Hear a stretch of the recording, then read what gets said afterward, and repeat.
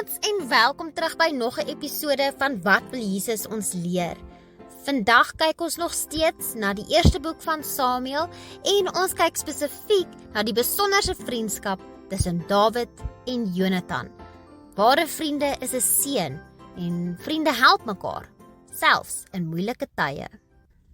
Maats, het jy al gehoor hoe mense sê dat 'n vriend soos 'n geskenk van God is? In 1 Samuel 18 lees ons van Dawid en Jonathan se spesiale vriendskap. Dawid was 'n jong man wat onlangs in die koning se paleis begin werk het. Jonathan was koning Saul se seun en hy het gou gesien hoe goed Dawid is.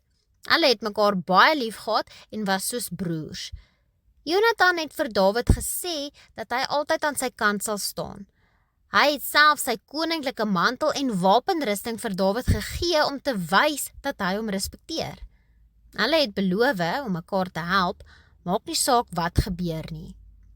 Later het Dawid in groot gevaar beland, want koning Saul het jaloers geword en probeer om hom dood te maak. Maar Jonathan het Dawid gehelp om weg te kom. Hy het sy eie lewe in gevaar gestel om sy vriend te beskerm. Dit wys hoe sterk en getrou hulle vriendskap was.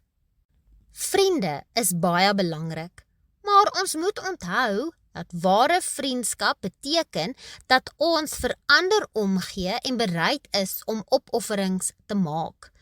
Net soos Dawid en Jonathan kan ons goeie vriende wees deur eerlik te wees en mekaar te vertrou, mekaar te help wanneer ons swaar kry en om liefde en respek vir mekaar te wys, selfs as dinge moeilik raak. Onthou ook om vir God te vra om jou te help om 'n goeie vriend vir ander te wees. Maats, die vers wat ek graag wil hê julle in hierdie week saam met julle moet dra is 1 Samuel 18 vers 3. Jonathan het toe 'n verbond met Dawid gesluit, omdat hy hom lief gehad het soos sy eie lewe. Daar sy maats, Jonathan was bereid om self sy eie lewe te waag om Dawid te help, omdat hy 'n ware vriend was. Hierdie week, dink aan hoe jy vir ander kan wys dat jy 'n getroue vriend is. 'n Goeie vriend gee om, help en wys liefde, net soos Jonathan en Dawid vir mekaar gedoen het. Bid ook dat God jou help om sulke spesiale vriendskappe te bou. Tot volgende keer. Totsiens!